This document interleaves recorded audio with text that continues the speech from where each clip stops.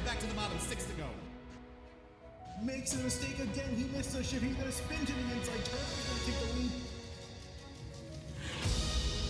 Eli Hinton just got used up there in the hairpin. He's going to pick up a win after a long winless streak and visit victory lane. And the whole field just needs to get himself slowed down hot in these curves. Up and over. There's that cannon running a tad wide. Great restart here for the 2 car, but also for the 48. He crosses him over. Down into turn 1. There nose to tail. Here comes the 20 alongside. The 13 car gets turned. He's going to spin in turn 2.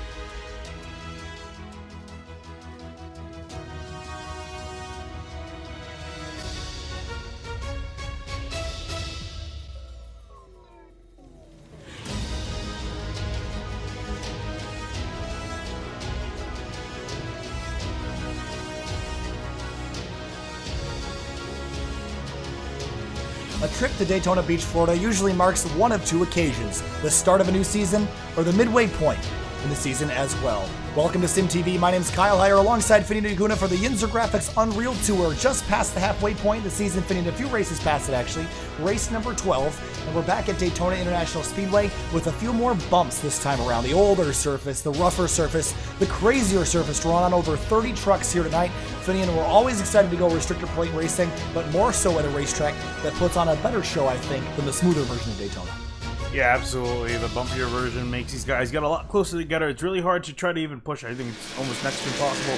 Really only on the straightaways where it pretty much is flat. But when you go through these corners, man, the bumps, I tell you, the bumps are absolutely insane. Qualifying almost complete here. Dave Hunt sitting on the pole in that 53 truck. That's a really good run for him. Josh Adams in the 95 up to second. Robert Hill Jr. in third. Johnny Thomas fourth. And Johnny Thomas running in a different number this week, the number 81. Typically runs the 09 in the truck side of things. Sam Close runs P14. Only 18 trucks qualified out of the about 30 that we have here tonight. But Hunt on the pole, a great run for that 53. As we get ready to go racing for 70 laps here at overcast conditions. Finny, and look at the weather for today. Kind of dreary out there, but relatively warm. 86 degrees, 91 track temp, 7 miles an hour of wind out of the east. That's a nice breeze for you. Overcast skies. That means it's going to be a little bit grippier than we're used to, and it'll give you a lot of grip to make moves up on that bumpy high side. And again, these guys are going to need pretty much all the grip that they can. Obviously, the newer Daytona, newer surface, so a lot more grippier in the corner, so it's not really much of a problem. But with this older surface, yeah, these tires actually can wear out over the course of the run, so you have to be a little bit careful. But definitely the overcast conditions are going to help that.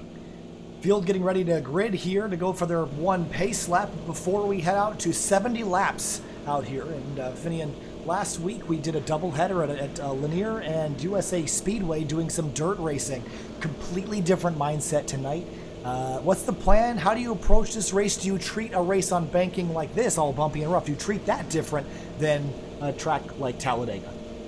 I think a little bit, because at Talladega, the Talladega we have fairly new as far after the repave, so the surface is pretty smooth. Same thing with the new Daytona, very smooth. You can just easily go, don't have to worry about bumping, throwing the car being thrown all about. You can just easily go up behind someone. It's almost like a smooth highway, just completely fine. You can just line up nice and easy. Here, though, I think you're gonna probably have to take a shot every time you say bumps. This is the 3rd time I'm saying it since we started, but the track is extremely bumpy through the corners, and it really throws the car about. It's amazing to me when I first started driving on this that this is how bumpy the track is, because it doesn't really seem as much so on TV, and it just is amazing to think that they actually ran here and they were allowed to run, considering how bumpy it is.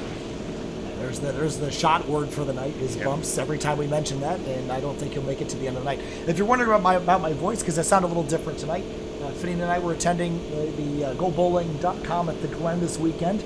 We also took a trip up to Outlaw Speedway in Dundee, New York on Friday night, and that's mostly where my voice went, screaming over modifieds and sportsmen that were cleaning off the track after some weather blowing through the area. So my voice is pretty much gone, but not as bad as it was after IMSA. Yeah, and also of note, Chad Frankill not here because he was also at the Watkins Glen race for the Cup Series, and unfortunately can't make it back home tonight. He's going to take a bye. Here's your starting lineup. Dave Hunt and Josh Adams on that front row, both of them in Chevrolet Silverados. Fitting in row number 2, Johnny Thomas in that 81 truck, special number here tonight. Typically runs the number 09, but a different scheme and a different, he's in the 09 paint scheme. So that obviously didn't work correctly, but oh well. As we move on back to row number 3, Thomas Morris, Paul Ross, 5th and 6th. Morris in Silverado, Paul Ross in his Toyota Tundra, McCorkle and Lindsay in 7th and 8th. As we'll let that roll across the bottom of your screen. Plans for the night, we talked about maybe being conservative here, but it's also tricky to work with your teammates as much because bump drafting really tricky to do. Yeah, it's pretty much almost non-existent, I would say. Maybe until the last few laps or until about halfway. When some points matter, but yeah, I think for the most part, these guys are going to be... Oh, I know. Hold on. I know why the paints are messed up. We'll then fix that real quick before we go green.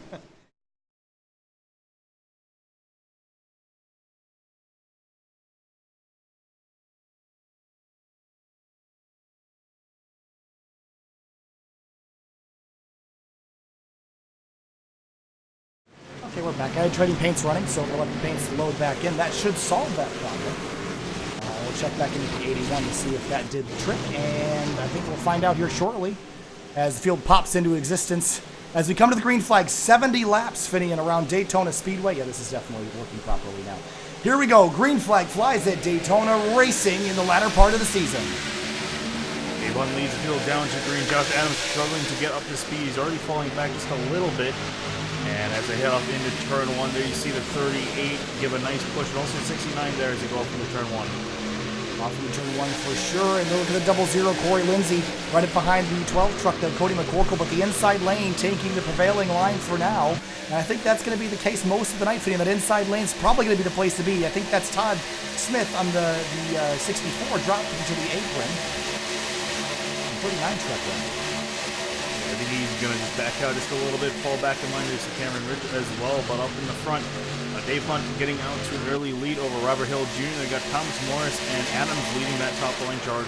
Out of turn 4, the first lap coming to a close. We got 69 more to go. The outside lane beginning to form now. That 38 giving a big push to the back of Dave Hunt as they cross the line.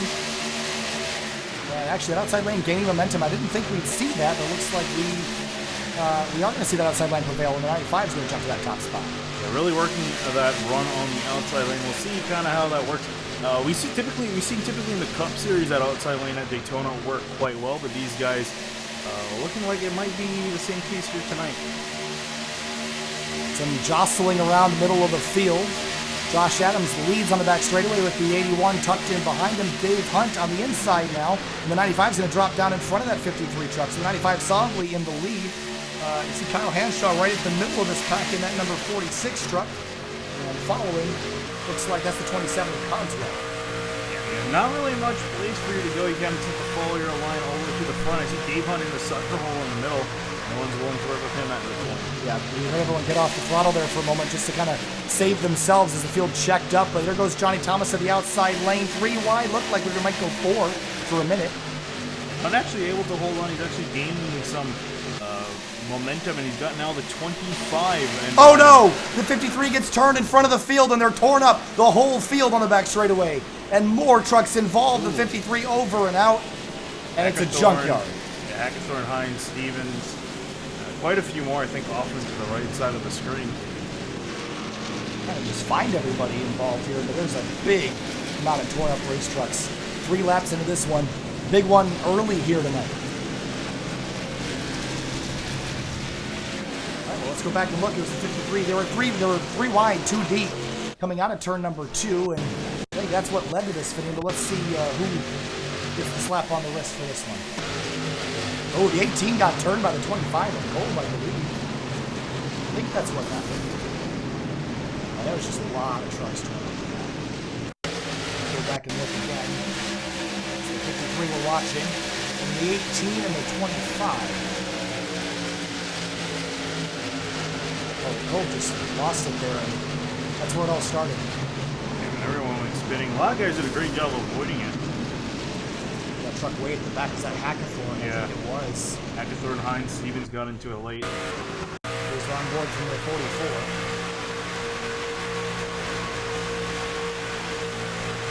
44. See smoke here, Finney. You pick a line, hope it clears. And not much the 44 could have done here. He was kind of locked in. It's hard. It's a balancing act trying to slow these things down. He tried to slow down before he got to the accident, but just had too much momentum.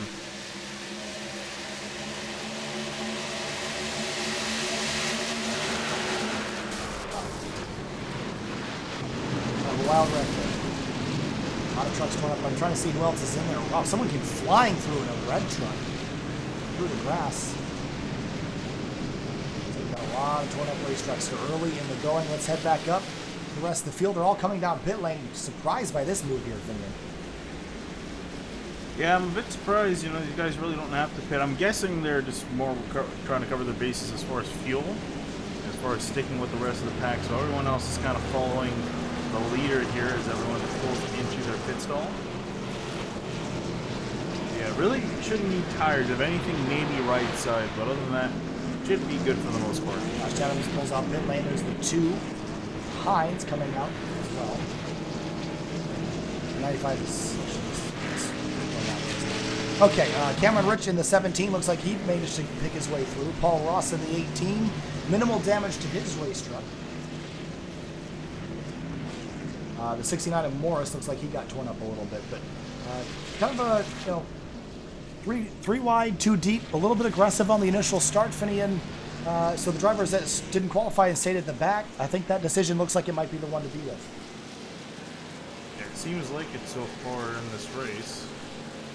But yeah, so McCorkle staying out alongside some other drivers. I think the first one off, I imagine, is Joshua Adams in the 5th. So yeah, shouldn't, again, it really, I think this is going to be not so much about the tires, but more so about the fuel and the way that it plays off in the run. I'm working in the background here to try to figure out if I can find out how to fix Johnny Thomas's paint scheme here. As far as I know, it should be working. There was an overwritten things. I'll try to reload it best I can. But again, it's only usually get one shot with this gun. Oh, we're gonna drag that off screen. I feel bad because he had a special scheme just for this race. I'm trying to get it rolling here, but we're getting a request for a replay of what just happened here. So let's go back and look at the record one more time. The incident out of turn 2 involving Dave Hunt getting turned off the nose of Paul Ross, who was kind of at the mercy of the 25 of Justin Gold. And we'll go back and take a gander how it all started again. Here's the 53 of Dave Hunt. And you see the 25 get loose, gets into the 18. Yeah. Just everyone's spinning which way. A lot of guys got sent spinning, but not so much damage to them.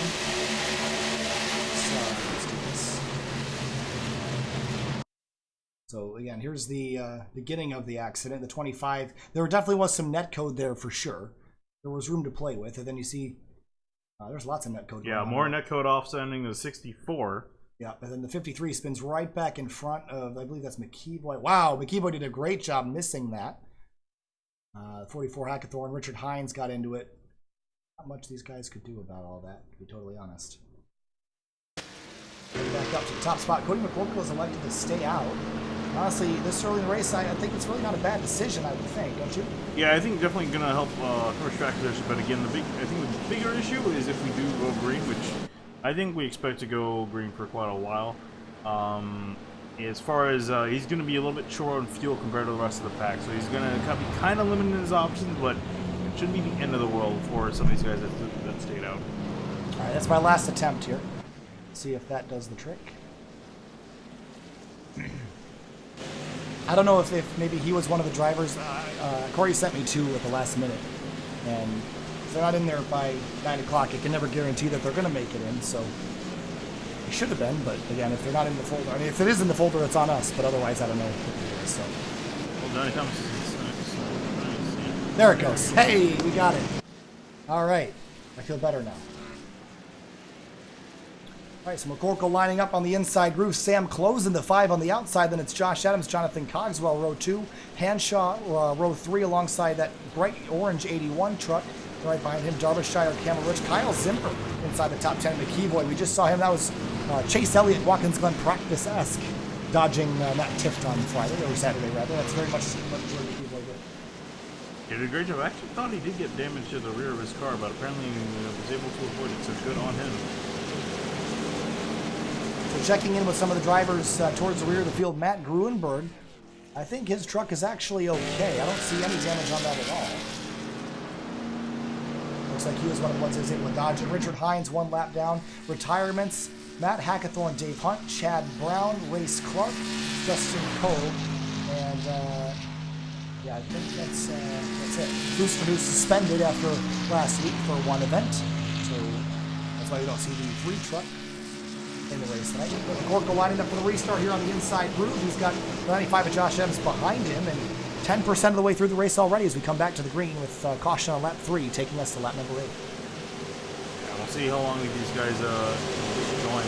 I'm curious if I actually attempt the 3 wide again. Probably not. Although there was still a little bit of neck for the bubble. We'll see what happens there. Coming back to the restart as the field lines up double file. We'll try this again. Pretty short race, only about 51 minutes if we were to go green from here to the end. And the green flag back in the air, and the whole field jumping back on the loud pedal, back on the green flag. Adams with a great jump over the total. McCorkle going to give him a little bit of a push for momentum into turn 1. See Kyle Hanshaw there also on the inside line trying to hold suit. Oh, look at Johnny Thomas top to bottom, get right behind Kyle Hanshaw as they work their way through 1 and 2. Great move to the inside of Cogswell, so that'll move Thomas up the order. On to the back straightaway now. We saw that outside lane gain momentum in that short little 3-lap run. We'll probably see something similar here again. Yeah, once the inside lane stacks, so that outside lane is gonna just keep the foot to the floor and try to slingshot along the outside. And yeah, as you said earlier, we saw it in that first run here as these guys try to get strung out, but Sam Cole's leading the charge topside. Was lined up. That's the 27 of Cogswell up there. Up, and there's Adam down to the outside. Hanshaw going to follow suit. Thomas also going to narrowly get in front of the 5 Sam Close, and McCorkle gets left to dry on the inside. I can't say I expected the outside lane to be so strong. I really wasn't expecting that, so consider me surprised as we roll through turn 1. The 95 going to drop down to the inside. Maybe no, he's going to protect the middle. Now he'll take Hanshaw to the bottom. We'll see if he actually decides to go back up top. I don't think he will. He's trying to keep Hanshaw at bay. Hanshaw, though, wanting to go other places. Levi Zielinski in that Sour Patch Kids truck back in 12th. He's about 5 cars back on the left-hand side of the screen. He has had some such bad luck in recent weeks. His Hanshaw gets shuffled out of the inside. He's stuck in the middle. He gets back to the bottom right in front of the 81. Give and take here at Daytona. A lot of giving right now. They'll be taking later on. Yeah, absolutely taking later on. But Zielinski, though, his luck been fairly okay in the truck series, running from 5th in the point standings. But definitely on the Cup side, where he wants to change his stuff. And we'll definitely try to change his luck around tomorrow. But so far, with a great run inside the top 10 tonight. Cameron Ridge kind of peeking into this fight up towards the front as well. He's sitting 7th at the moment. Started 19th, so he's gone up a bunch of spots. He's slowly and methodically moving with the grid. I think he definitely gained quite a few spots after that last wreck. But here you see him just kind of riding in line, following the momentum of each lane. Field into turn 3 now. Double wide towards the front. Well, this is deep in the corner, isn't it? As they come through 3 and 4, I see Zielinski up right against the wall in that bright yellow truck. He's tucked in behind. I believe that truck is that Salmaso? Yeah, it is in the 4. Primer gray on that car. Yeah, hard to actually see the number on there, but so that is some also in the 4 on the high side. And you can see even the guys that have kind of the option to go high, they're remaining on that high side lane. I think they think that's definitely the way to go. As I say that, Salmaso dives in low. Sun peeking out of clouds for just a moment in the middle of turn 2, but it's still relatively cloudy. Onto the back straightaway now. Look at close. He's got the 27 Cogswell tucked in behind him. Zielinski looks for the middle of the racetrack. He's coming up the middle 3 wide. Here he comes. You can really use a side draft with these trucks to try to just move your way up to the line. We saw Hunt using that to his advantage earlier, and then you see Zielinski able to move himself back up inside the top side, gaining some positions. How wild a variety is in here. Look how much lateral movement there is, even on the straightaways. 3, 4, 5 feet back and forth from the trucks in front. When we get to the corners, just watch the amount of movement this camera is going to have when we get down to the corner. Here we go for a bumpy ride. And you can see how much movement's in the steering wheel too. Just trying to counteract and go over these bumps. Usually in the new version of Daytona or Talladega, it's really just set your steering wheel at a certain angle and hold it there. But here you really have to fight the cars. Look at the 95 comes up to block the 27. And it was 3 wide for second place. Zielinski, great job side drafting, able to clear in front of the 5 of Sam Close. He's done a fantastic job moving himself up into the pack and into second. Started 22nd earlier tonight, up to Pete, number 2. Oh, and here goes for some more moves. He's going to take Sam Close up the top side around Joshua Adams, and Zielinski will lead this lap. Excellent job by Zielinski, slicing and dicing through the field to the top spot. And whoa, the 5 of Sam Close gets him all sorts of slideways through the tri-oval as they head down to turn 1 to complete lap number 12 and on to 13. Sam Close going to ditch the 6, though. He's going to go to the inside. Cogswell trying to follow in suit. Zielinski will slowly fall back as not many people want to work with him so far. Well, Cameron Rich might want to work with him. He's going to give him a shove as they head down the back straightaway. A few guys straggling out behind, but about 12, 14 trucks, 15 in this lead pack. So it doesn't really seem like we have a whole lot of teammates working together, Finney. It's a lot of every man for himself. Are we expecting more of that tonight, or do you think that once the teammates find each other, they'll work together? I think they'll try to find each other, but honestly, again, with this pack, sorry, not with this pack, with this track, I think it's really hard to try to work together, try to make some moves happen. I think it's more just kind of follow the pack. You are kind of who you are with, and just you gotta have to work with that. Here comes Cameron Rich to the inside. He's going to drop to the inside lane. Kyle Zimmer in that Ally truck in the outside lane, getting right to the bumper. The 6 maybe give him a shove. The 99 truck we saw cutting through the field earlier was Nick Miller. He dodged that wreck through the grass and carrying speed onto the back straight. Look at the 5 and the 17 tied up on the inside. Yeah, they're kind of stuck up there together. You see Cogswell and also the 99 and Nick Miller slowly approaching his way up. There you see also the 97 is Zimmer. He almost tried to look to the outside of Zielinski, but nowhere to go there. Working lap number 15 here shortly. Ooh, a bobble, and look at the 5 of Sam Close right across the nose of Zielinski. He took that for granted there, I think. A lot of guys look like they got tight out of turn 4, and that can happen here too. These guys on the outside, they have to be a little bit careful. You can't, like I said, tires wear out just a little bit. You're going to have to put a little bit more steering input as this run goes on. Looks like Zielinski's chosen to stay in the outside lane for better or for worse. Ooh, that got really dicey there for a second as he tried to slot between the 97 and the 5. On the back straightaway, they fan out. Rich has some help from Cogswell. Looks like that outside lane starting to prevail. You see Zimmer had a look to the inside. Nothing's going to happen, though. Miller up the racetrack in turn 3. Might be Kevin Finn, who's number 14 right behind in an outside lane behind the Boy Motorsports 99. There you see how much of a stack up there is on the inside. I mean, on the outside lane getting a lot of traction. Wow. Big slide by the that purple truck up there. That's Zimmer on the 97. He was all sorts of sideways with maybe help from Miller. And you know, these guys just trying to push each other, give each other a little bit of a shove. Fairly easy at the other version of this track, but just not here. Especially in the trial too. Whoa, big block by the 5 across the nose of Cameron Rich, and I don't think Rich appreciated that. Gave him a big shove to tell him don't do that again. Yeah, that could end up very ugly. There you see Cameron Rich going to the inside of Sanko. It looked like a move you would see on the final lap, not 16 to 70. I'm sure that'll be put in the memory bank for the 17 truck, and it's all about how you race early on. It's going to kind of depend on later on. You're going to look back to this moment on lap 16 and go, I don't want to help that guy. Yeah. So it's all give and take here.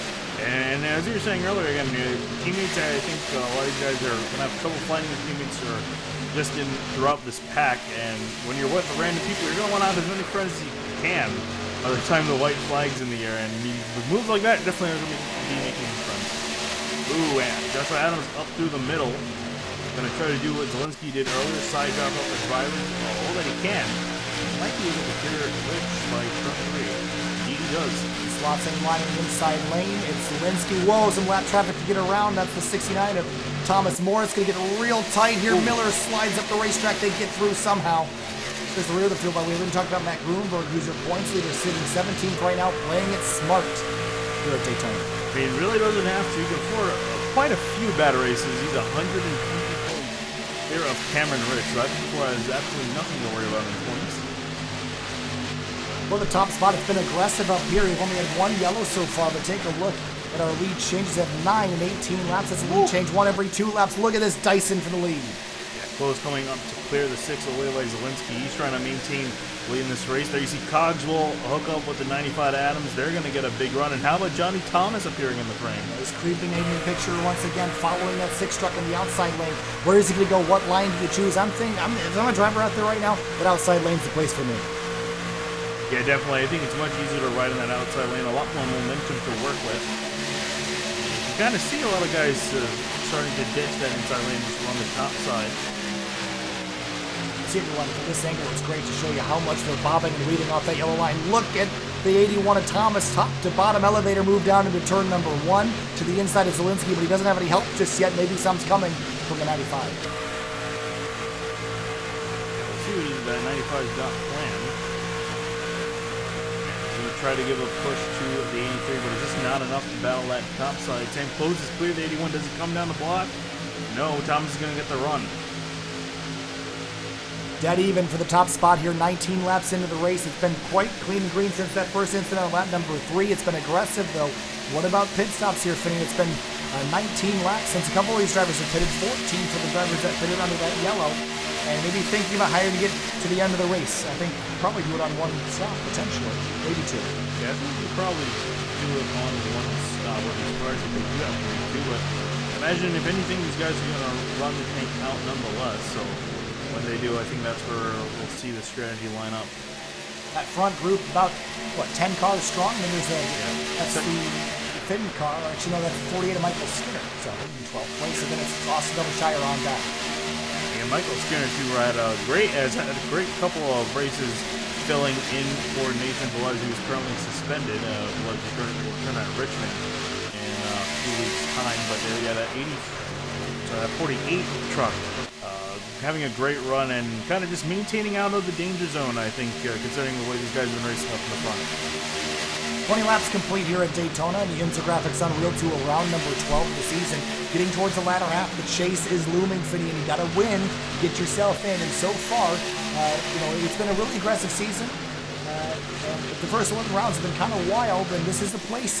If you don't think you have a chance at the next couple of racetracks, you're going to have to win today. Yeah, well, these guys are going to have to worry more about the points for the trucks, and they got 3 more rounds after this. They got Richmond, Sonoma Cup. Sonoma Rally, yeah, it's not put on here. And then Myrtle Beach will be the final round before the chase. So yeah, looking at the points, we mentioned guys like Levi Zielinski, Grunberg, even Franklin who's not here tonight, but he's definitely good. Guys like Thomas, Ross, Lindsay, Hill, Lytle, those guys are in. Around the bubble, Richard Hines, Matt Haggerty, Jordan McKee, and Rusty Cable are all guys around the bubble for the top 12 that make it in.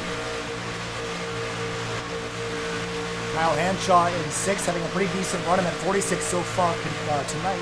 That's Cameron Rich on the outside of the lane. Look at all the movement. Whoa, big slide for the 97 out of turn 2, and he's going to back out of the pack here. I wonder if he had help from behind or if he just got loose coming off the corner. Oh, there he goes! And slams into the wall in turn 3. Caution out. And the 29, that's Westrick, gets torn up in that. As does Salmaso. I think he got a piece of it as well, but for the 97. And Todd Smith, too. Oh, Todd Smith as well. There's the 39 on the side of that truck. Wow. Was he trying to get back on the racetrack too soon? He went below the yellow line to get himself Well, he was collected. actually he was already on the track, and the 55 did give him a little bit of room. I'm trying to find a better look at this here. It was below the yellow line, and does he come back across? It's Derbyshire in the 66. He's just going to turn right. Derbyshire tries to move over. Yeah, he gives him some room. Ooh, yeah. The 97 definitely moved over on the 66, and that's a big impact into the wall. Then for the 29 of Westrick, not much he could do about this. Yeah, try to... Oh, the 9 of Capel got a big hit in the door as well. Yeah, and Capel, one of those guys on the outside looking in as far as the playoffs and that. You can see the smoke trailing from his truck. That's going to be night over for him immediately. It's right on board with Rusty Capel as he wears a picture in this.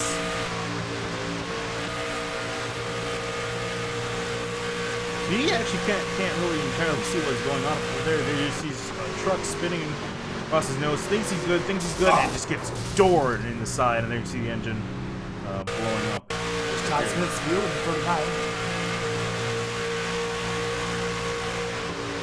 He backed out. He sensed something for a second, got back in line, and then he goes downhill from there.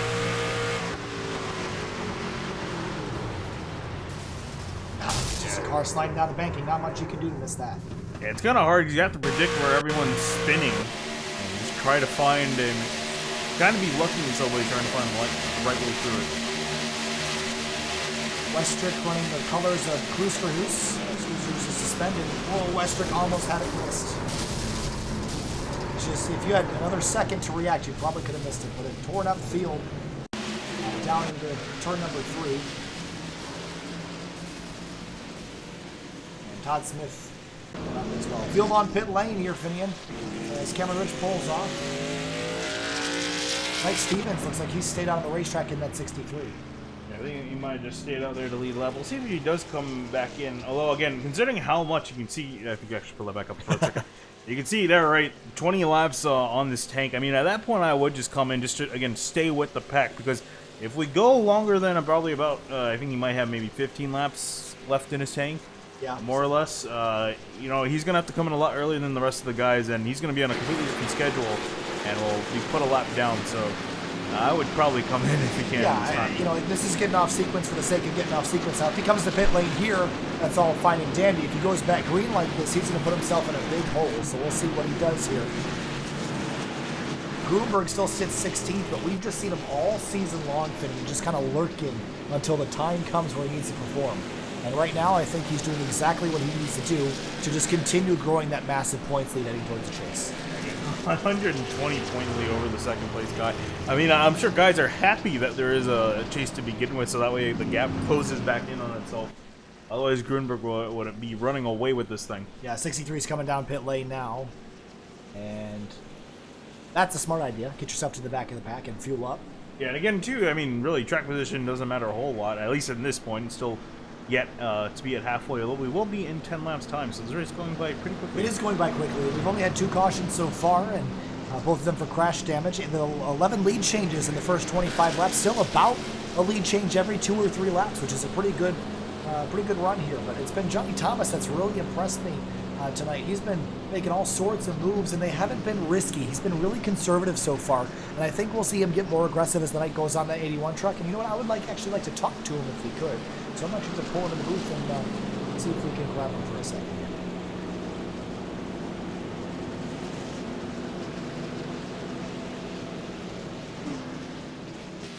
Hey, Johnny Thomas, it's Kyle from Sim TV. You got a copy? Yeah, what's going on, guys? Hey, well, so far so good for you in that 81 truck. Kind of wild out there towards the front. What's the strategy for the rest of the race here? For me, I just want to stay up front as much as possible. I got shuffled back there in about 10th or 12th, and it's really this track. It's the same Daytona, but it seems so much more narrow. This old style Daytona, and if you get a wreck going into turns, you're pretty much screwed back there. So the runs are really, really crazy. I feel like it's more crazier than Daytona was in March or April, whenever we raced here last. So you can come from the back and make some good moves and get up there to first, but I'm going to try to stay up here and lead as many laps as I can, hopefully be around at the end. What's the bump drafting situation like? Can you push it all in the corners, or is it pretty much straightaway only? You can push in the center. I would never push in the entry or on exit. These cars are actually really loose. I was surprised, but it's old Daytona. You get a little bit tight going into the turn, and you're loose on exit, and then you're loose through this trial right here. So it's kind of hard to push. It's hard to push in the trial. That's one of the harder spots. So I wouldn't push. I'd push in the center. You can push in the center, just not on entry or exit. All right, Johnny, we're going to let you get back to work. Thanks for talking to us, and good luck out there. Thanks, guys. Have a good one. So that was Johnny Thomas talking to us real quick as we get the 1 to green here. Lights are off on the pace car, and Josh Adams, the 95, has also been really aggressive today, Finian. Something to prove for the 95. He's been good all season, but doesn't have a huge inventory of victories. So can he afford to be aggressive here in that 95 truck? I mean, honestly, man, I mean, he's quite a bit out of the point picture at this point. In time, but yeah, I think for him it's more just going for the wins in this series. Like, he's more here for fun, so I think he's free to just kind of do what he needs to do. He's been doing a good job in the front so far, and just I think if he keeps doing what he does, he'll definitely be up there and, by the end. But I think what really is going to catch a lot of these guys out is, you know, where do you end up? Because you kind of have more or less a place you want to be in at the regular Daytona and Talladega, but here is a little bit different the way these guys race. So you might want to be more towards the front than you normally would be, because it's definitely harder to move about. It definitely does seem difficult. I think towards the end of the race, we're going to see absolute chaos. We do have green-white checkers now, and those did come into effect recently. And we have seen Michigan a few weeks ago that once that white flag comes out, all hell breaks loose. So you're going to want to be ahead or behind everybody. Where that wreck happens is going to be up in the air. Field rolls out of turn number 4. Pace car is going to pull off. Down quite a few trucks from when we started. We started with over 30. We're down to 22. Actually, make that about 20. We're actually competitive and running as the green flag's back in the air. Green flag back in the air. Cameron Rich will lead them down. Johnny Thomas on the outside just trying to get up to speed. Cogswell, not a good start for him. Big truck on the outside. I didn't really get to the throttle in time, and because these trucks don't have a whole lot of power, if you miss that green flag, it's gonna, and you have to wait a second or two. You're going to feel that all the way to the back straightaway when you start picking up the draft from the truck in the front. There you see Cogswell now catching the draft with a little bit of help to Zelensky. They're going to catch Johnny Thomas in a hurry. Now they can try to work together, although actually it looks like Cogswell doesn't want to work with 81. Look to the outside for a bit, but looks like they're keeping there. Thomas on the 27 pushing the inside lane, though, the one that prevails on the restart. Sam Close going to jump to the outside and leave that 17 to dry. No, the 95 changes lanes last minute and goes back to the bottom of the racetrack to help that 17. Sam Close was left out to dry. It also looks like Kevin Finn has jumped to the top side with Sam Close. How much manufacturer alliances are out there right now between the Chevys and the Toyotas, or is there any at all? Absolutely none. It's kind of just a big mix if you actually want to pull the manufacturer thing up. You'll see. I don't have a new Chevy, so new Silverado. Well, the blank spaces are the Chevys. Blank spaces are the Chevys. Yeah, so a few Toyotas scrambled up here and there. I think actually quite a few Toyotas were taken out in the wreck so far tonight. But yeah, so the Chevys that remain, they're just kind of throwing them about with some Toyotas sprinkled in. Wow, Johnny Thomas slipped into a hole that I didn't know was there. He's going to pick up, I believe that's 95 on the top spot. And up the middle they come. Up the middle, they come big run of that outside lane. We said earlier, I think that's definitely the lane that guys even prefer. That inside lane just can't really seem to go anywhere with the leader. 24 now. Sam Close has been mighty aggressive. Think back to Daytona earlier in the season. The 3OG trucks worked really well together. And look at Kevin Finn pushing the issue in that upper groove now. Yeah, he almost got put into the wall. He backed up just enough to fall back in line. You can see visually how much momentum you guys are getting. I was just going to mention the dent at the back of the 17, so clearly he's been run into a couple times tonight. Nice curve bump there, definitely. As you said, someone's been in there, and it's pretty easy to hook someone there the way they're running. But speaking of bump 17 of Rich giving a bump to Sam Close in the lead. And definitely you can give it on the straightaways, not so much in the turns. You see these guys leaving just a little bit of space because very easy to hook someone. I found it interesting that Johnny Thomas said he can even push in the middle of the corner. I thought he would say he's not pushing at all. No, I wouldn't. They're making it work out there somehow. Yeah, I think really when you're desperate, I think you can definitely work. But I think for every single lap, I don't really want to.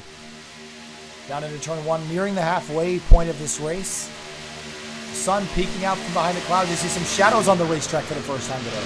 Some shadows, and also like Cameron Rich is trying to make a move to the outside of Close. We've already seen through tonight, speaking with Zelensky's ready to throw it up the middle again. We saw him do some fantastic work to get himself to the front. He might do the same thing here.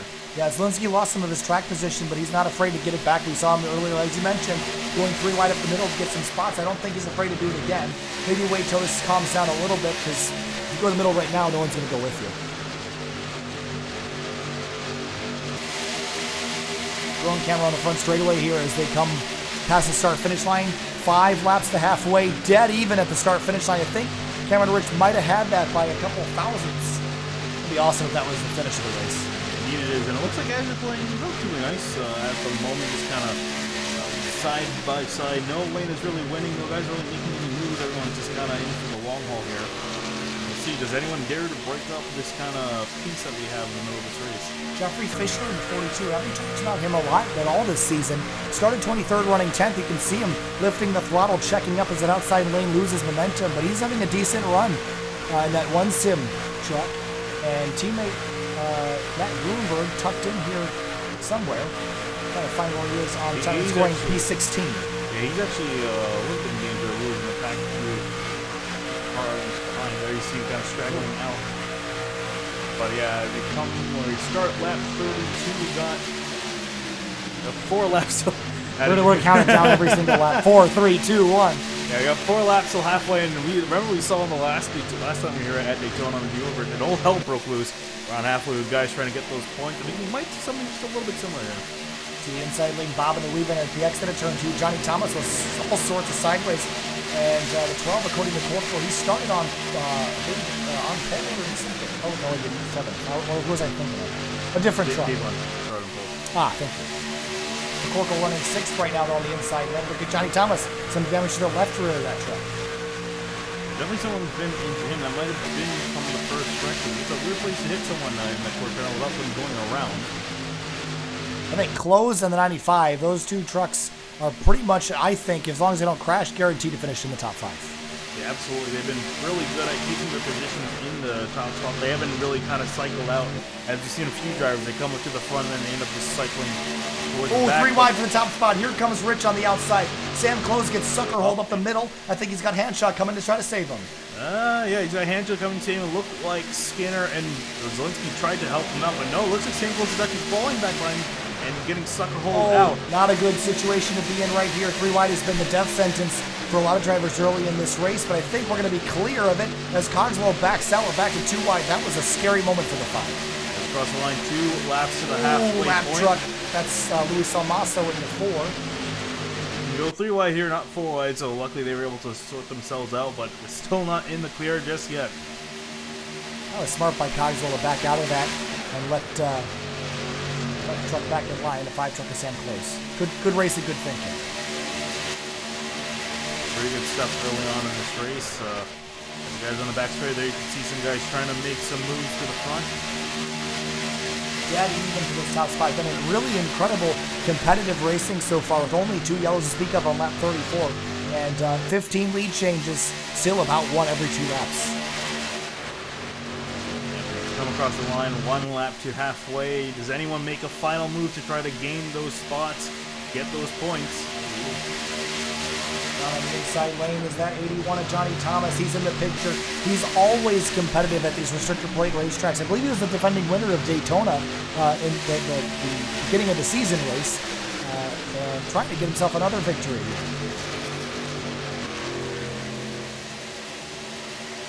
And as they come onto the back straightaway, there you see Zielinski. He's going through the middle. We Oh, saw cars in the wall in front of him. No, Oh! no, they get turned. The 27 and the 12. And Cogswell across the racetrack, but Zielinski's bad luck continues. Miller gets clobbered, but for Zielinski, Oh, hit the wall. this season is just like a nightmare that doesn't end for Levi Zielinski.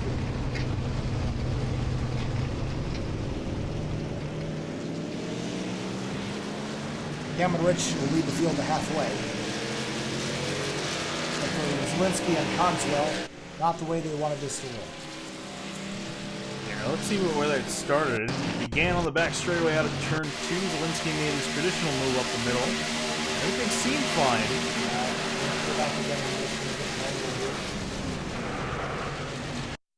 Let's try a different angle. So it was the 5 and the 14 get in the wall. And the 27 comes over to the left, and then he gets hooked off the nose of the 6. They spin the 12 around. I'm amazed that wasn't a bigger wreck up top, but here's the 6. This is a bad angle to head towards the wall. I'm amazed it wasn't worse. I don't actually think he even hit the wall. Oh, yeah, so he got that damage off. Did a great job. Let's actually hang on.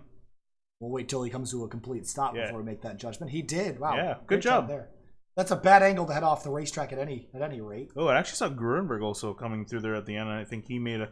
Oh, he, I think, got into the 99. He was the one that got into the 99. And just clipped him around, Man. And he slides through the dirt down into turn number 3, slow motion. Well, those grass effects looking mighty nice, though, huh? I'm not sure that's exactly what he thought when he was going through the grass. He did end up saving... Ooh, the 12 truck coming down the racetrack. But he did end up saving it. Let's look back again from the rear of the... okay, I wanted to get a better look at the 99's incident, or his part of it at least. And here's a look. This is focusing up at the top of your screen. 99, does he give the boot to... truck in front? Oh, so actually Grunberg got knocked loose. I'm not sure who that purple truck is behind him. We'll get a look here in a second. Grunberg. I think that might have been Corey Lindsay. Check out that's Corey Lindsay in the 00. Boy. No, it's not. No, it's not Lindsay. Who is in that purple truck? Oh, Jeffrey Fisher in the 42. Let's go look at that. Back at that at full speed here.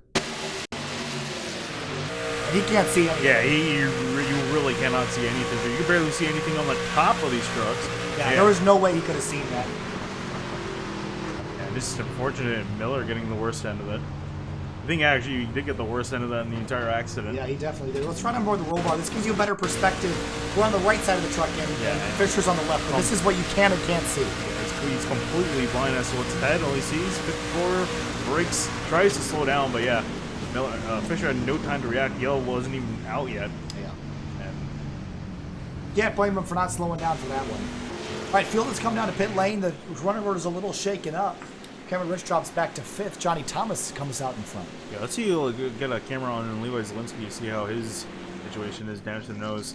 Actually, looks like he's got that decently repaired. Again, I think the big thing is going to be, how is his engine doing? That's a big part of this car.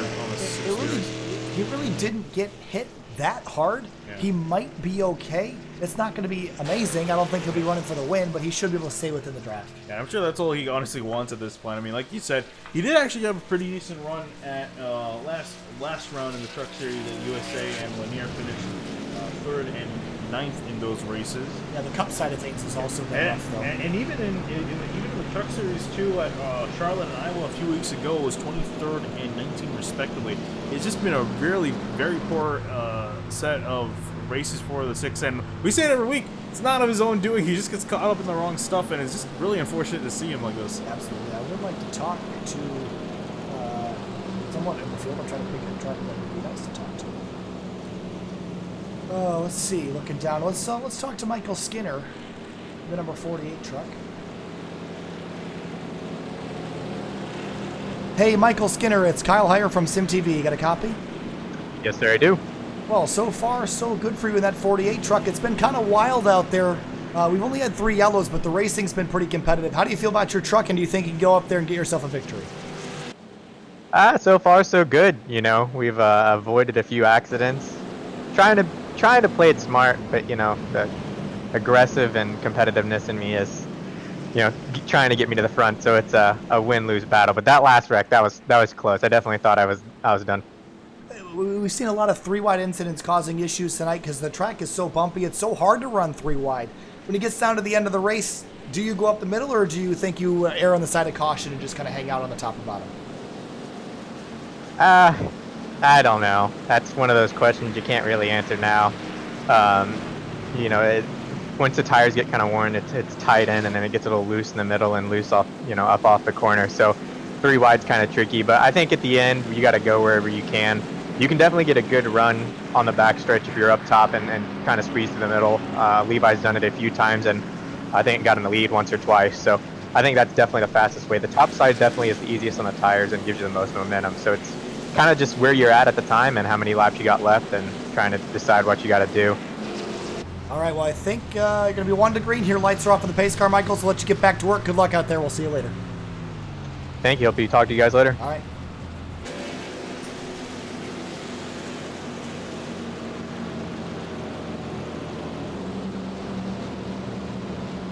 Field doubling back up for the restart. Johnny Thomas going to be in control of it. Sam Close on the outside. Josh Adams on the inside. Look who's creeping into the fight. Jordan McKeeboy in that 21. In recent weeks, we've said it earlier, the last 5 or 6 weeks, this 21 car has been running better and better and better. And right now it's sitting up 4th for the restart.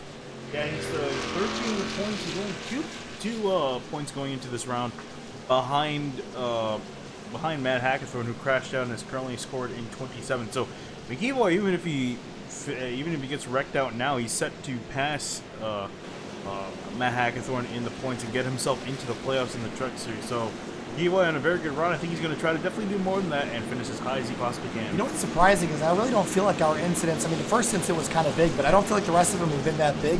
We're down to 19 trucks running on the run. The second one, I think, was a bit big. Just didn't really seem like it. We Or at least haven't seen a lot of got hard hits, though. It just seems like a lot of spins and slight damage, you know? Yeah. I think it's really the slight damage that's probably taking out a lot of people, because it's hard to continue with slight damage because, again, just once you lose a pack, nothing really much you can do. I'm just surprised looking at the field. We've lost over 10 cars. Yeah, we have only 18 guys with trucks in raceable conditions so far. This pace car is about to turn off. We're getting ready to go back green. 31 laps to go. Lap 39 of 70. The green flag back in the air. The 81 of Johnny Thomas fires off. Green flag back in the the air. Thomas firing off. Great start for Joshua Adams as well. It looks like everyone getting quite Oh, wreck big behind wreck him. in the tri-oval. Oh no, more trucks involved. Skinner is one of them. Hard impact to the inside wall. Jonathan Cogswell, the 66 of Derbyshire's in it. Matt Gruenberg, I think he got stopped. Yeah, Gruenberg looks fine. Zielinski looks fine. Ross, all right. I think the 48 got the worst of that. A big wreck down there on the restart. And not sure where that one started. Oh, I found it. There's a look. Cogswell and a 48 on the outside lane here.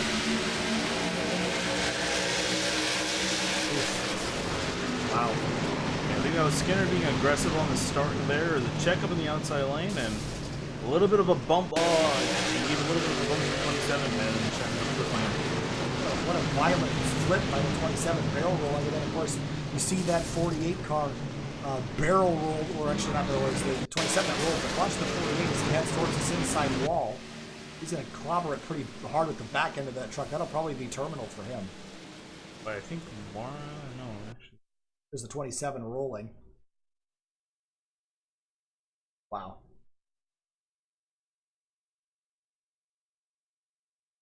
Big one here. Another big crash towards the rear of the field, clipping Mike Stevens. See, Fisher got a piece of that. Derbyshire, the 12 of McCorkle. Ooh, Derbyshire went flying. Oh, man. Big hit for into the 66. the concrete. On board with the 66 for the restart. Nothing he could do about this. He tried to slow down and Oh, right into the concrete end of the pit wall. If he had gone 10 feet farther, he would have slid right into the where the wall tears off to the left. He might have been able to slide to a stop, but no, can't do. Probably right on board with Cogswell as well. Wow. And from the roll bar cam of the 27.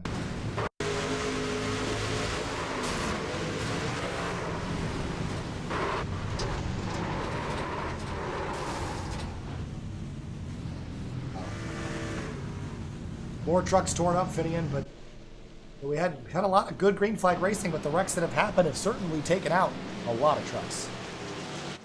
yeah, and we've lost quite a few there. So I think Skinner and Cogswell might retire here. We'll see. They might try to fix their damage, get back out there. Same thing with McCorkle there, down getting repairs, along with Stevens, Fisher, and Zielinski too. Looks like he's getting some repairs to his truck from earlier. Earlier we talked about the bumps. That has been the source of discussion tonight. And I think you see a lot of incidents at places like the newer version of Daytona or Talladega, where you just have too many cars in a small space.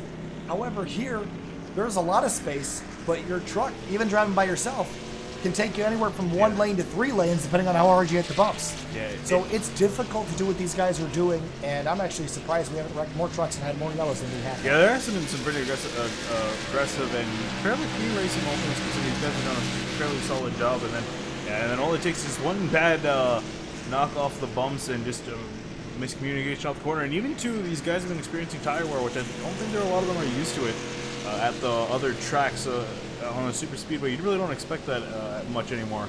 So I think that's also catching them a little bit off guards, off the corners, and guys coming to slight contact, causing wrecks.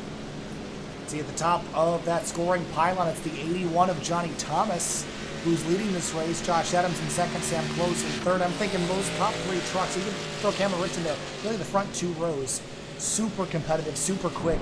I think they'll probably stay here as long as nothing drastic happens. Jordan McKeeboy hitting the pit lane again in his number 21.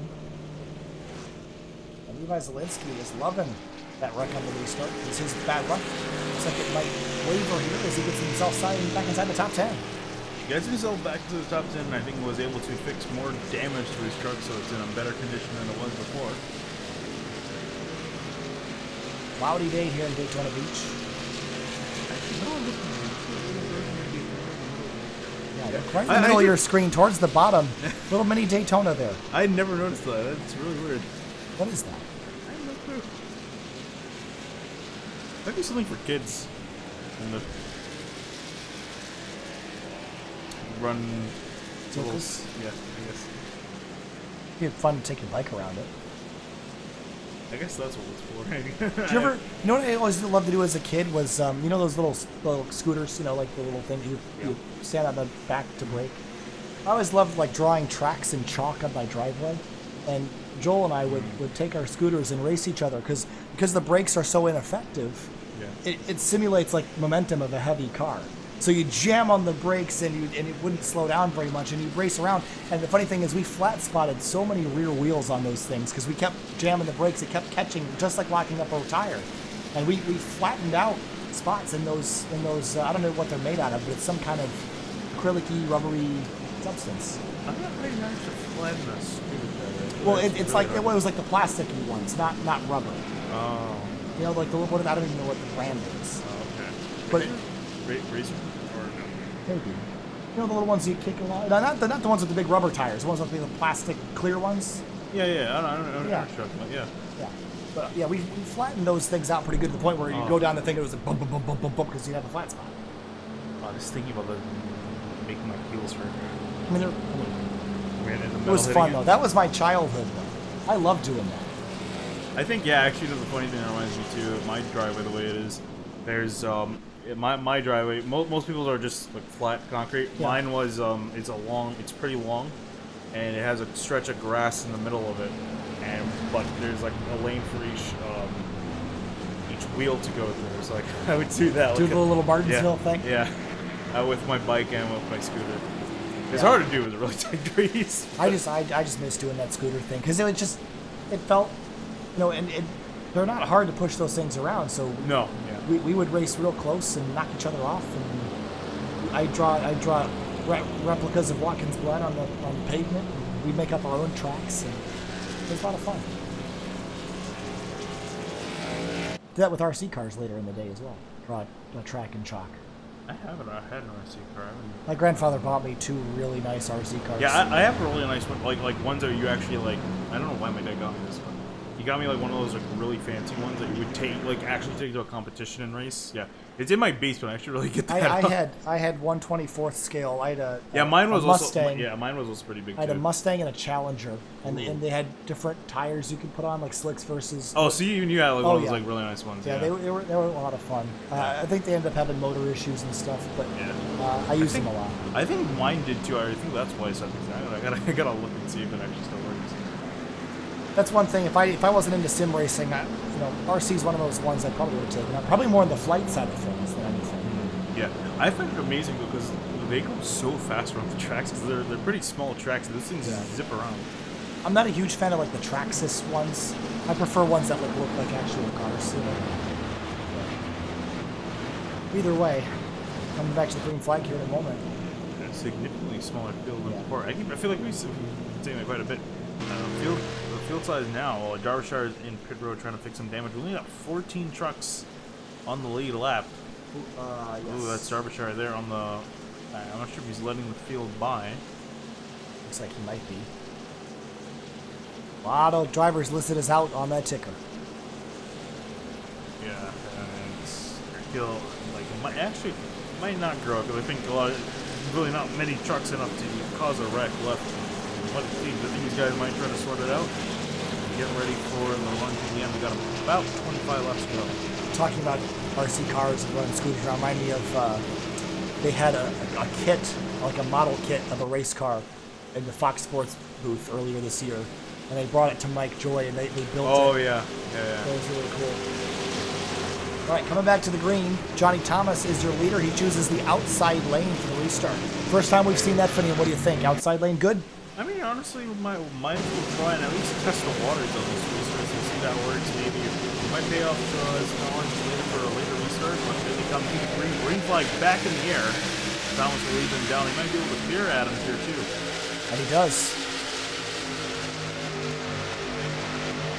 Down to the restart, and actually that kind of helps him out because it actually might be good to do on a later restart because that makes the outside lane lose all its momentum. They see Rich falling back as well as some others. I think for this rest of this restart, let's go Sim TV sound search. Here we go.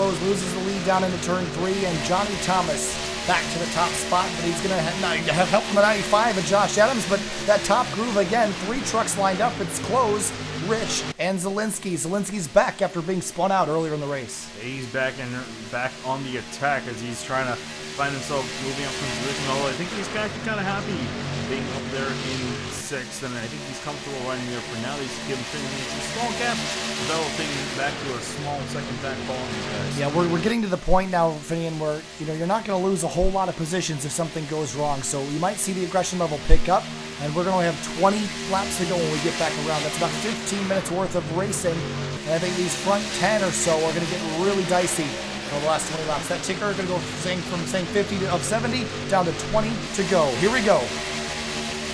McKeeboy and company catching back up to the races on Zielinski, though. Actually, looks like he's kind of dropping back. Will he actually fall in behind Kevin Finner, or will he just kind of riding in behind Rich? A lot of guys more on the inside lane, which is a little bit surprising because we've seen so far this race how dominant that top side is. I don't know if dominant's the word. I mean, it's better. Better, yeah. The inside lane can definitely hold its own, but I think if you want to make passes, you have to go to the outside. I think that's good.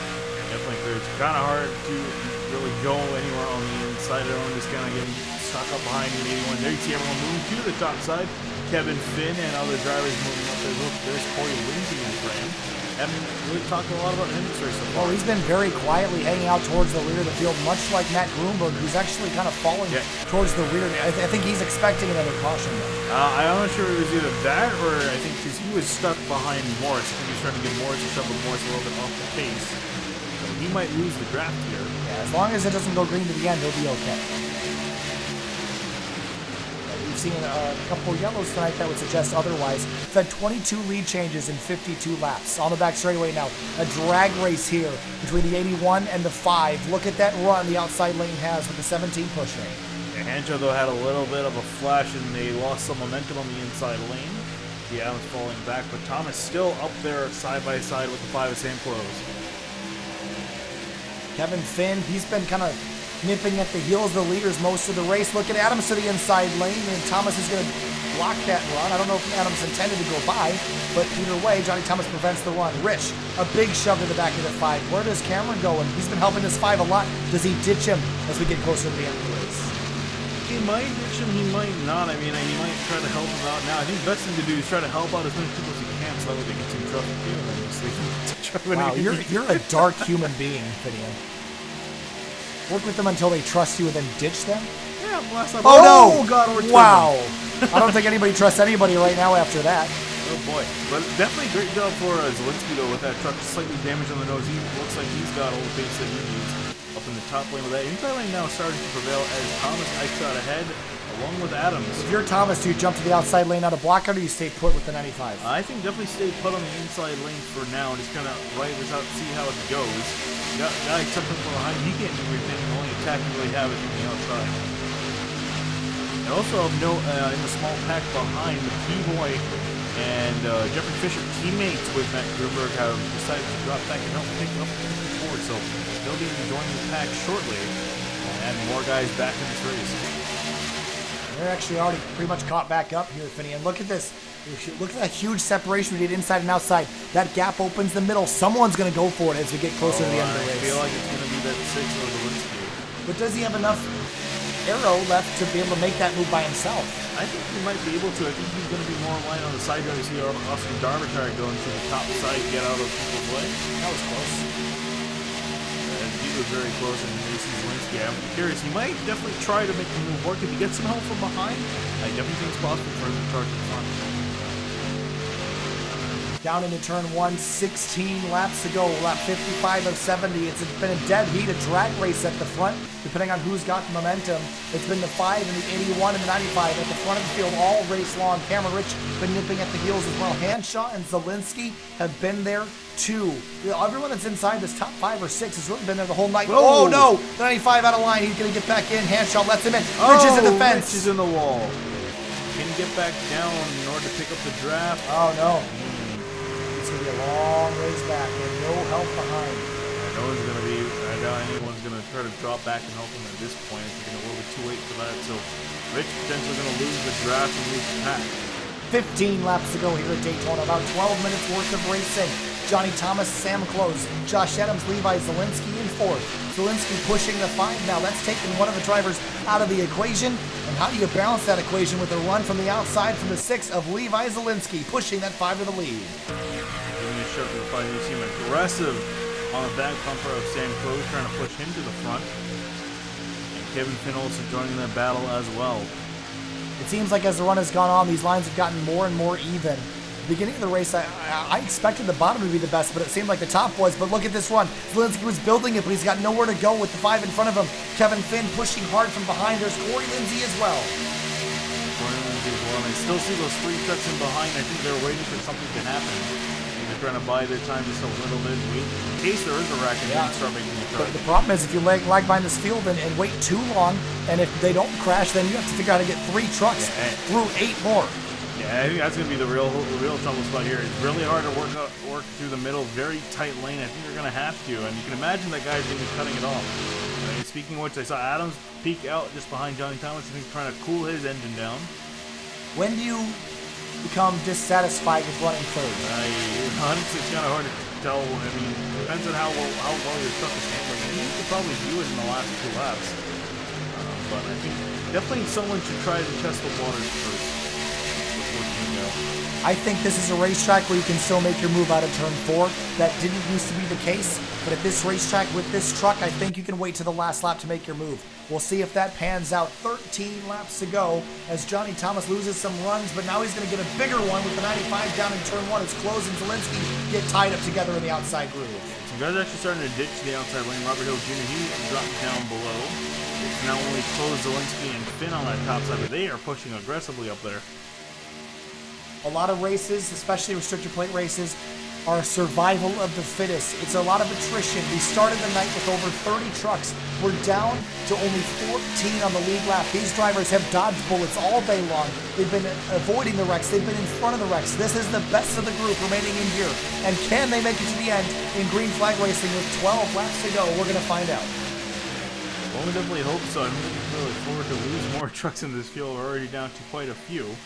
But definitely, as you said, there's probably some of the strongest guys ever remain in the end of this race.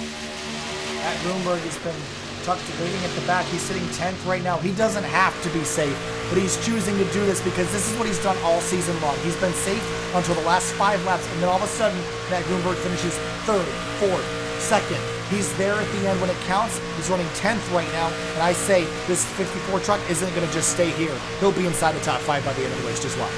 Yeah, definitely don't argue that, or any other driver would probably be arguing that. I'm sure they have their eye on their 54 in their mirror. They're just kind of wondering when will he choose his time to strike. Think about fuel as well, Finian.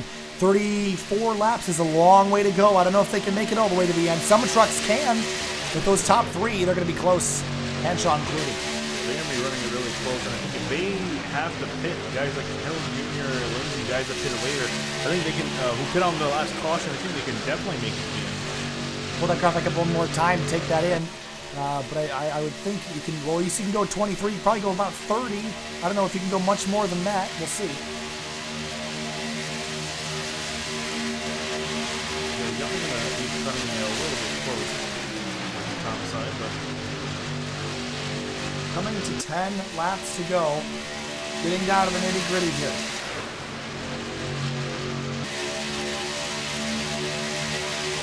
Drivers getting single filed out. Hanshaw. Look at who is here. The 38 of Robert Hill Jr. He started the night in 3rd. We have not seen this black truck anywhere else tonight. He's been just kind of lurking towards the rear, towards the middle of the pack, kind of blending in. And he's sitting in 7th with a truck probably good enough to win. Yeah, it was pretty quick up in the early going and just kind of fell back a little bit, just to kind of stay out of trouble. And yeah, here he is at the end. Still up more or less where he started in 3rd. It's currently running in 7th. I think we're going to see some drivers get shuffled out. I think they're planning a pit stop here, potentially. If those front 3 have to pit, then they're done. Yeah, it's going to be race over for them, or game over for them, I should say, not race over. They're just going to not be able to fight it out for the win. But no, we're going to double file back up Johnny Thomas and Joshua Adams to the outside. 9 laps to go now. As Levi Zielinski sits in third place, he's going to move himself up to second. Look behind, like McKeeboy, they're starting to go on the top side. I think they're picking now to go. Here's the charge. I told you this 54 truck wouldn't stay 10th. He's already up to 9th and moving with teammate McKeeboy and Fisher behind. Once the guys working together, trying to move their way to the front. Where do you go in this? I think they're just going to keep it up there. And Freighter on the inside of there. I see Corey Lindsay moving out, and everyone's leaving the inside right now. One Sim guys are executing this perfectly right now. If they could pull this off and get all three of those trucks in the top 3 spots, that would be a phenomenal feat. Johnny Thomas leads the way, though. Josh Adams tucks behind in second. And we got some cars coming to pit road. It's Sam Close and Levi Zielinski. They're forced to make a pit stop in the late going. They cannot make it to the end. They're definitely sure they decided then to pick who else or pull that graphic back up out of the guys that remain. Looking at guys like Rich Hanshaw, Adams, and Thomas, they're looking to be a little bit short. If Close and Zielinski complete the stop well, and everyone else has to come to pit road, then they'll be good through the end. I mean, they'll be drafting the whole time, hopefully making as much time as the top spot. Now, if the caution comes out, that eliminates this question. Everyone will come get tires and fuel, and they'll head back out. But right now, still Finn and Thomas battling for that spot. And Thomas stays out again. No more takers this time through. 7 laps to go. There you see Eloy, Gruenberg, and Fisher all second, third, fourth on that top lane. Actually, McKeeboy able to push Kevin Finn out. Not entirely clearly anyone, though, for 21. But Kevin Finn now controlling this race. McKeeboy giving a big push to Kevin Finn. Hit him square. That was really close to knocking him sideways. He's got Matt Gruenberg behind him and Jeffrey Fisher. There's 3 1-sim trucks putting on a clinic here at the end, showing how to work together. We asked earlier if you work together with teammates. Mixed reactions. I think a lot of people was every man for himself, but as we get down towards the end, the teammates working together to work their way through the field. 6 to go this time through. Yeah, my thing though is not the question their togetherness, but how much longer will they work together? Running out of time. Less than 5 minutes of racing left. Oh, McKeeboy with an aggressive look to the outside. I think he's trying to get around Kevin Finn, but that 14 no, can't give it up. And I think McKeeboy knows that if he can get that 14 out of line and towards the middle, he'll have his teammates come with him. No, Gruenberg goes to the middle now. He's going to ditch his teammate. You asked the question. Oh, no, he's going to tuck back in line now. Yeah, I think he's just looking to keep that engine as cool as possible. So when it comes time to push, he can push it all the way to the line. Up there in the top lane. Way trying to get high. clear of Kevin Finn. Finn goes low to the bottom. Now One-Sim controlling 1, 2, 3 on the top side. That was exactly what One-Sim wanted to see. 5 laps to go. They're lined up on the outside group. I think this 81 still needs to come to pit road for sure. Oh man, this is. I don't know who can make it. If anybody. I don't know. Considering. Oh no, Thomas has gone 29 laps. So these other cars. Yeah, they're good. Finn, McKeeboy, Gruenberg, they're all good to the end. I don't know about Thomas, though. Yeah, I think Thomas, unless he's saved quite a bit being in the pack, he might be able to. That's a might. But we'll have to see. He's getting down close to it. There you see Mike Stevens, lap car pulling onto the track ahead. He's going to try to stay topside with these guys going by on the bottom. It's going to be a little tight. We've seen 3 wide be an issue before. Not a big enough pack to make it an issue, though. McKeeboy in the outside lane. He's got Gruenberg tucked up behind him. Up there's Thomas. Here comes and Adams. Thomas. And they're going off the pits. They're a non-factor at this point. Whoa, Thomas way hot. That'll be a speeding penalty as well to pour salt in the wound. But for the top spot, the One-Sim trucks completely controlling this one. This is a team working together for the greater good for themselves. Yeah, and the only trucks that can take the fight are Finn, Hanshaw, and Robert Hill Jr.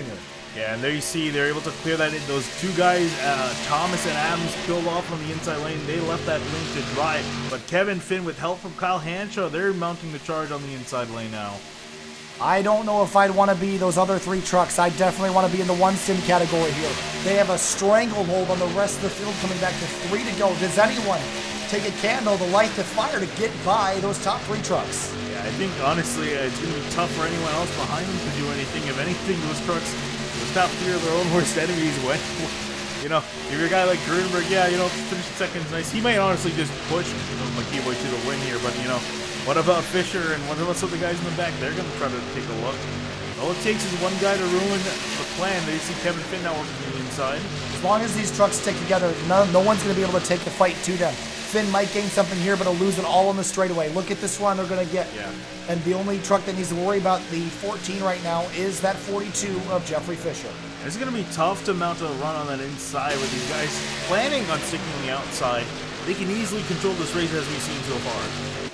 The One Sim teammates have played this strategy spectacularly. They're the only 3 teammates lined up astern here, coming to 2 to go. Ancha into the pits. That leaves just Robert Hill Jr. now and Kevin Finn to fight 3 trucks. This is a very one-sided battle. Yeah, Corey Lindsay, really no draft to speak of for him. So it's 3 versus 2. The One Sim teammates versus Finn and Robert Hill Jr. 2 laps to go. 5 miles left in this race tonight. Robert Hill Jr. also looks like he's starting to slow down. Oh, he's off. Yeah. He might lose the draft here. Finn back to the inside, trying to take the run to the 42, but those front 2 trucks still clear that 14. Yeah, again, all it takes is one truck to deviate from the strategy to ruin it for them, but they're all sticking together on the top lane. About 3.5 miles left in this race. It's going to be 2.5 when they get to the line. Here they come out of turn 4. White flag waves. Finn trying to take the fight to the One Sim cars. White flag in the air one more time around Daytona. Robert Hill still fairly close. We can get back up to Kevin Finn. They can have maybe something coming off of turn 4. But until that happens, Finn is by himself just side drafting off these guys. Down into turn 1 and 2. It's McKeevoy, Grunberg, Fisher. They figured out the strategy. They played the strategy. Now they're executing the strategy. Kevin Finn trying to break them to fight a big run for the 14 on the back straight. Trying to side draft to get any run he can, but he's all by himself. All by himself, those guys sticking together. Topside, Grunberg with the shove to the 21. He's not going to go for a move. The 14 is going to be really aggressive to try to get a draft off the 54. Through 3 and 4. Here comes to the inside of Grunberg. Back to the checkered flag. Who's going to win it? McKeevoy, Grunberg. Here comes Finn now with a big run. He's going to push the 21. Here they come to the checkers to the inside. Who's it going to be? I can't even talk.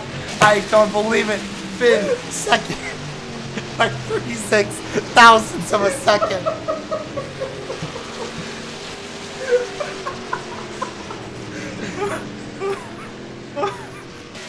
The Keyboy wins. Oh man. Phineas laughed.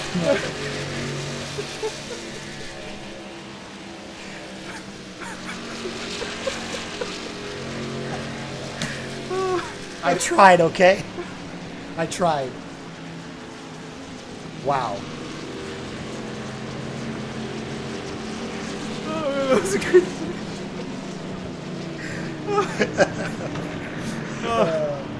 yeah, Kevin Sim TV, we're the epitome of professionalism. Oh man, but yeah, Kevin Finn with a move to the inside. Remember, you could do that because the yellow line rule goes away on the last lap. So that was a legal move by Kevin Finn to the inside on the trial. Tried to take it away. It was almost successful there. But the ones two guys working together, I think they're actually 4 trucks within a 1/10 of a second. Oh yeah, but they actually almost got the 1, 2, 3. They're gonna be just a little bit. They got a 1, 3, 4. But I think that's definitely an accomplishment. That's a pretty good record there. But they're gonna come and celebrate at the start finish line. I'm about to get roasted in the comments here. The push is coming back to the checkers. I mean, that was a phenomenal run to the end. I should have let you have the call there for that. That would have been smart. I don't even want to look back at it later. It's actually, yeah, so McKeevoy is out of fuel. And see, as he does a little loop-de-loop, that's all he can really do. But yeah, that was great timing too. Almost would have ended up badly if he did run out of fuel coming to the line. But yeah, great finish there, great teamwork, and I think that just really shows if you work together, you can accomplish anything. 1, 3, 4 for One Sim there at the end. Back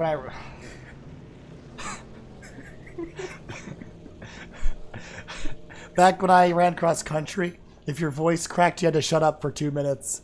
But I've got some work to do, so let's go back and watch the finish of that race again. Please don't just rewind your footage and listen to me fail again. Give me that at least that to live with. Let's go back and watch the finish, shall we? Could I just redo that? I mean, if you want to. I mean, you could. I don't know if your voice wants to. Oh boy, let's go back and watch the last two corners. There we go. Yes, Kevin Finn, I'm still amazed that he was able to get as good of a run as he did. Did an amazing job side drafting, was side by side with Grunberg off turn 4. McKeeboy with a crucial block to the inside. And Kevin Finn with a run, and across the line they come. Look at them. I mean, this is some pretty close stuff right at the line there. If he had another couple hundred feet, he might have had him. If he had someone to help him. I mean, that would have been a lot easier. But by himself, fighting 3 cars. Fantastic job by Kevin Finn. Running on board here. As I'm getting crap in the comments already. As we come back to the checkers, look at this. And as a driver, all you want to do is just right rear that car and truck in front of you. You just you're so close to get. He easily could have. And he didn't. So and good on him for doing that, and good on McKeeboy for leaving the lane. That's a gutsy call there at the end, and right there you think you had it and you don't. But if it was Talladega, honestly, you might have had him. A great finish here. Here's another look at your race results before we head to interviews, so I can get out of here and get a cough drop. Johnny Thomas 9th after all that. Yeah, and I mean that's really unfortunate for a lot of those guys because they were pretty much taking out the fact that they didn't have enough fuel in the tank. And I think they're probably kicking themselves because they easily could have been there at the end had they pit on that last caution. But I think pitting on the caution before and not pitting the second time around, they're just a little bit short in the tank to make it to the end. A lot of trucks taken out of that one. Attrition-filled race. The DNF list longer, I think, than the list of guys that finished. So a lot of guys think going to be looking forward to next week when we go to Richmond. We'll be back in a moment with interviews. Stay with us.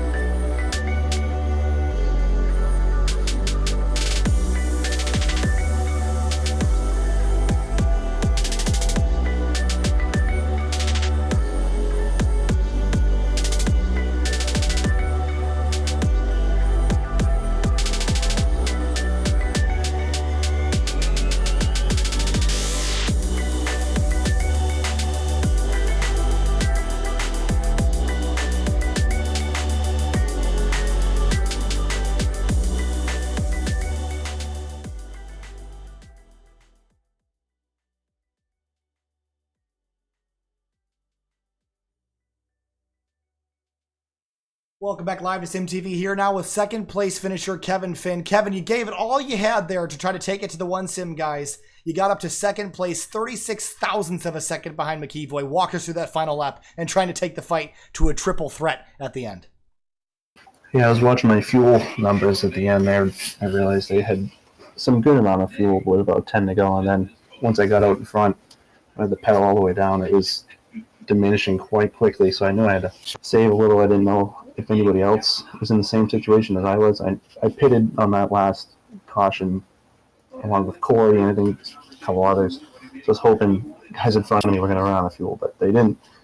And I realized I was with a bunch of teammates and I was all by myself. So it was a pretty big fight. I knew they were going to do some blocking and whatnot, but do what I could. Came home second. After a race like that, though, with so much attrition, is a second place almost like a victory, or does it sting a little bit being that close and not having the checkered flag? Yeah, a little of both. The whole night I stayed in the back, just trying to avoid the wrecks, which I almost got caught up in about 2 of them. But yeah, second hurts. First would have been great since I haven't won in a while, but it was fun. It was a fun race. All right, Kevin. Well, thanks for talking to us. I know it was I had the wrong graphic up the entire time, so I apologize, Kevin. I had you up as Jordan McKeeboy. But congratulations on the second place finish. And, but great run there in that 14. We'll talk to you next week. Thank you. Next in the booth is going to be Jeffrey Fisher, who finished 4th tonight in the number 42 one sim truck. Jeff, walk us through those last couple laps and working with your teammate to hold off Kevin Finn, who was charging hard trying to break up that battle. Yeah, thanks. Main focus was just trying to make sure we had enough fuel. We were actually worried there for a little bit and then we were staying behind the pack, saving fuel, and then they single filed out in front of us. So we're like, all right, here's our chance. So we formed a lineup on the outside, and then from that point forward, we were just trying to focus on staying in line, getting Kevin that win. When you look back Or at Jordan. working as teammates together at a racetrack like this, how much can you push and shove in those closing laps? And could you have done anything different to potentially put yourself in victory lane instead of the 21? I mean, I did what I wanted to do. I've never raced in 3 wide, and I just wanted to come in here, finish on lead lap, top 10. So I really wasn't trying to force the issue. I was just trying to make sure one sim got the results that they needed for their playoff chances. Well, they got the results they needed for sure. First, third, and fourth. Jeffrey Fisher, fourth place tonight. Thanks for talking to us, bud. Have a good night. Thank you. Next, we're going to talk to the driver of the number 54, Matt Grunberg. He's your points leader. He didn't need to play it conservative tonight, but he did. And I said, finishing with about 10 to go, this 54 truck is not going to finish 10th. He'll finish inside the top 5. Where did he finish? P3. We're with him now. Matt Grunberg, talk us through that race, avoiding all those incidents because you were close to a couple of them. Kind of got spun in one, but ended up a top 3. And your points lead just continues to grow. Walk us through your night. Yeah, every time we come to these super speedway races, we try to get one of our teammates to win. And so, the strategy early on, just hang in the back, avoid all the wrecks. And, with 10 to go there, it was go time. So, we had to avoid a few wrecks back there. But and then Jeffrey, actually, a teammate, spun me in one of them. But all in all, we didn't get too much damage. Sorry to Nick Miller, though. I think he got clipped when Jeffrey got in the back of me. It really bummed that it ended his night. But, all in all, we were able to get Jordan up there, and then we were able to maintain the lead. And, it ended up being a fuel mileage race since I think only a few of us topped off on that last caution. But as the accountant here, I always crunch the numbers and, see if we have enough to make it to the end. And we did, and we were able to get Jordan the win. So all in all, it was a great night for all the one sim guys. Hopefully we can get Austin up here tomorrow night. All right, Matt Grunberg, third place in the 54. Matt, thanks for talking. Yep. Thanks for having me. Last but certainly not least is going to be the driver of the number 21 who won the race tonight, Jordan McEvoy. Jordan, a wild, wild race. You were in the fight the whole night. Teammates working together those last couple laps, having to hold off Kevin Finn, come into the checkers. Walk us through those last 2 or 3 laps. The Infinite Empire Silverado was real fast this week. Guys worked really, really, really hard on it. Just want to thank Matt for pushing me, and I didn't really have to worry about blocking him on the last lap because he really wanted to push me to the win. Kevin fought really hard. I didn't know actually that you could pass under the yellow line, so I didn't know to block him, and so I didn't block him. But good thing he didn't have enough momentum, but he ran a good race, so it was really fun overall. I was glad I was able to dodge the wrecks. When you look at a race like this, you take a look at all the drivers that didn't finish. You look at your team as a whole finishing first, third, and fourth. How much confidence does that give you heading towards the chase now, knowing that you have some teammates that are also performing around you to help you get you even farther? It works really well for us. We're really good at communicating with pit stops and with wrecks and calling it out and where to go and stuff, and we're getting really good at it. So I think we're getting good at working as a team and working together, and that's what wins championships. So whichever one of us wins will be awesome for us. Absolutely. Jordan McEvoy, victorious. Congratulations on the win. Well earned, and we'll talk to you later. Awesome. Thanks. Oh, man, the end of another broadcast, Finny, and this one, tomorrow is going to be hard as well with the voice, but I did okay until that checkered flag, unfortunately. Yeah, that was a great finish by those guys, and if they have the same teamwork they had in this race tomorrow night, they're absolutely going to dominate. That was straight up Toyota racing, what they did at the Daytona 5. They pretty much pull that off here, especially with a lot of the guys having to pit for fuel. Pretty much all the odds stacked in their favor. They did a great job.